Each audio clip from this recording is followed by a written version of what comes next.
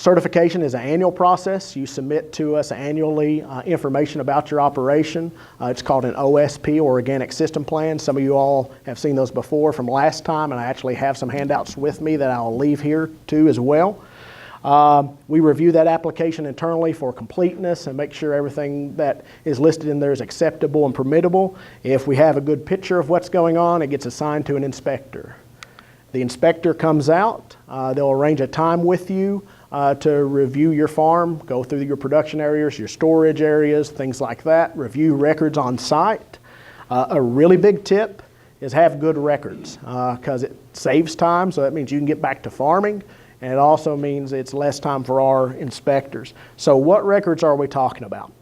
Pretty much anything going on to production areas and anything coming off of production areas have to be recorded in some manner. We want to see seed tags, we want to see receipts for inputs, and the reason we need to see that sort of stuff, and sales records as well, is we have to be able to conduct an audit. We're required to come in and do what's called a balance audit. So we have to take a crop and follow it backwards and forwards. So we have to go from sales all the way back to planting or harvesting in the case of perennial crops. And backwards and forwards. So we have to be able to do that. So you have to show that you planted enough or you have enough production acreage to actually yield this amount of product, and then you sold it. This is even more important if you have both conventional and organic production of the same commodity. We become even a greater scrutinizer on your operation because we want to make sure you're not pushing conventional product over to the organic certification sales. So what do records actually look like? Generally, you hear two complaints on why someone doesn't become certified. It costs too much and too many record requirements. Our cost in Kentucky for a crop operation is $250. I estimate we lose about $750 on every single one we do. We do not charge our cost. All of our inspectors are based in Frankfurt. We've got 5 hours of travel time just there and back. So when you start thinking about personnel cost, overhead, and everything like that, you'll begin to understand why we say at $250, we're not even close to covering our cost. Typically, to get in the door at most certifiers, it's about $1,000 if you're actually having to cover costs. We're probably the lowest in the nation, quite honestly. So I don't think cost should be a barrier for anybody that wants to do certified organic production. So paperwork and records. I don't want you to do records that aren't useful to you and aren't valuable. One, I don't want to waste your time, and two, if you're creating records, you're going to send those in or our inspectors are going to review those. We don't want to waste our time looking at things that aren't useful for us. So I actually thought I'd provide some real-world examples of records that I think are good and what should be acceptable for everybody. This was actually a dairy operation in particular, but what you see is this is just a calendar. And they just track things on a calendar.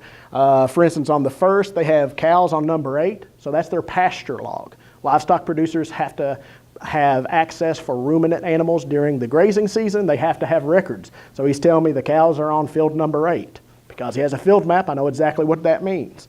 He then tells me that he hauled 2 loads of box stall manure to field number 9. So he's telling me about an application of a input. And then he has baled 40 bales on field BN, and then he has some other bale listings too for other fields. So just with those few words, he told me his pasture log that he was required to keep, his input log for that field, and then his harvest records. That's the sort of records we're looking. That's detailed, that's specific, that's good. That took 2 minutes, if that. Similarly, there's other ways to do it. This is an operation that was growing corn. And instead of doing a calendar, they just kept a notebook. And basically, whenever they did something significant, they wrote it down. So they start with, in January, they were applying manure. And then in April, they applied a fertilizer. May 8th, they planted. They tell me what specific varieties they planted. And then they also side dressed. They told me the quantity of material they used to side dress. And then they talk about when they sprayed with a fertilizer product for foliar feeding. They tell me the harvest. They give me the yield, how many bushels per acre. And then they record when they sowed their cover crop. That's excellent. That's not sophisticated. That's not detailed. I mean, that is detailed, but it's not something that requires a great deal of effort for a producer. In both of these instances, these were Amish gentlemen. So, they're not going to be using an iPad or whatever. That's not in any way a difficulty. If you don't use computers, don't worry about it. This right here is what we're looking for. Detailed, accurate, and specific to your operation. And it covers those big things. Things going on the field, things coming off the field.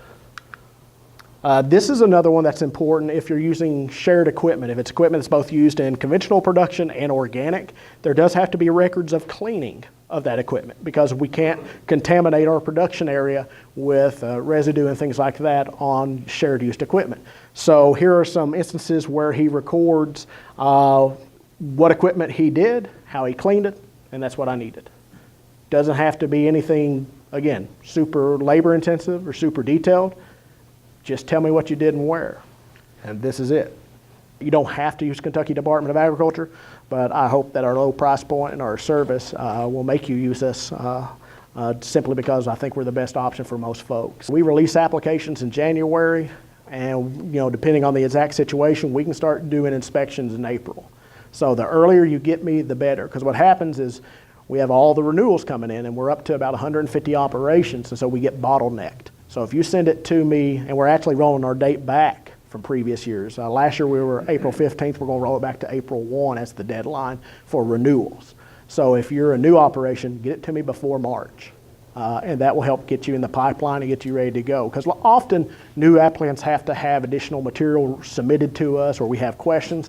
If you're doing multiple scopes, there are additional costs for organic certification. In Kentucky, it's $250 for the first. Processors do have an additional fee based on the amount of sales. If you're over $100,000 in gross sales, there is an additional fee for that. That's to cover the cost of label review and other things that we have to do specific to processors.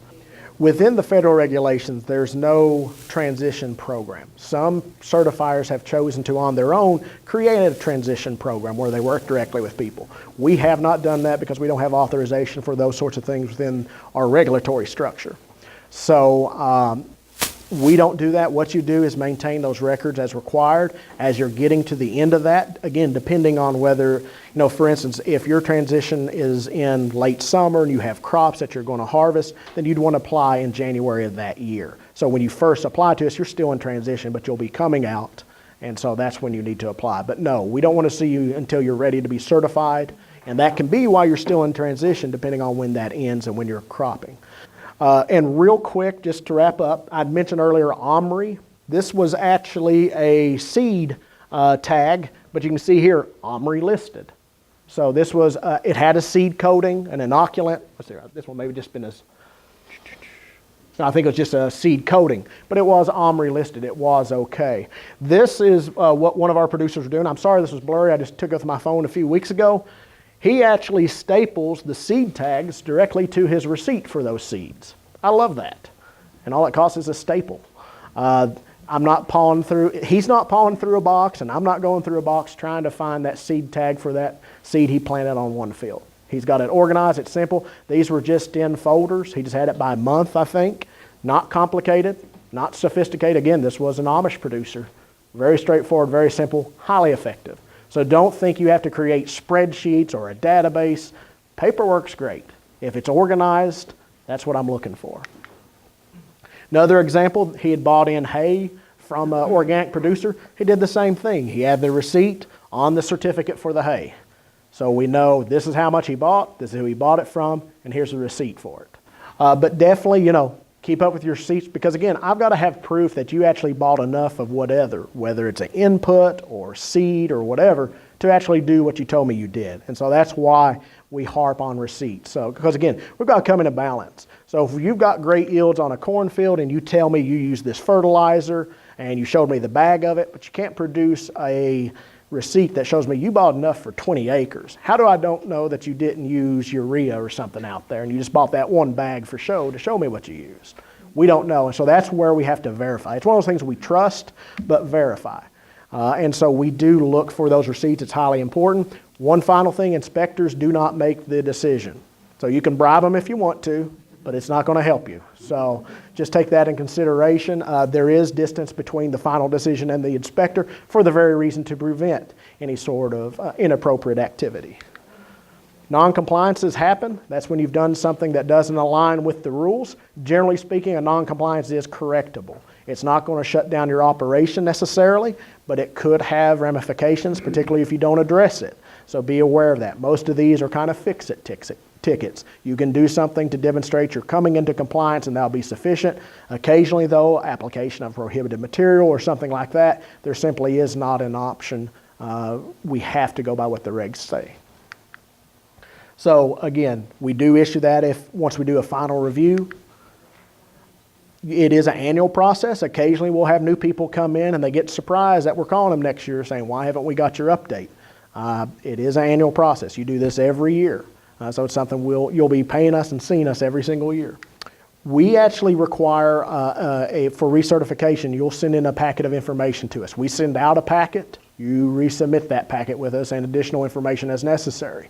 We review it, gets assigned to an inspector. It's the same process as with the initial certification. The inspector comes out to the operation. We have to do a physical visit to the operation. We can't do a desk audit or things like that. We look for summary things. So like we ask for a feed log. We don't ask for you to submit every receipt with us to us. We ask for input logs. We don't look for, no, because we don't want that much paperwork in the office. We want the 5,000-foot view, and then we come out and get the kitchen table view whenever we're there. Real quick, Organic Association of Kentucky. They're a beginning organization, a growing organization. I think as we move on, they'll be even more of a resource to folks. Kentucky State, they do their third Thursday. Generally, at least once a year, they'll have something focused specifically on organic production. That's often a good one to attend. UK has also done organic-specific field days and things like that, so keep your eyes out for those. But I do have the regs, the current OSP forms that we use that you submit in to us, and then a good booklet that's a good overview on organic at a farm level.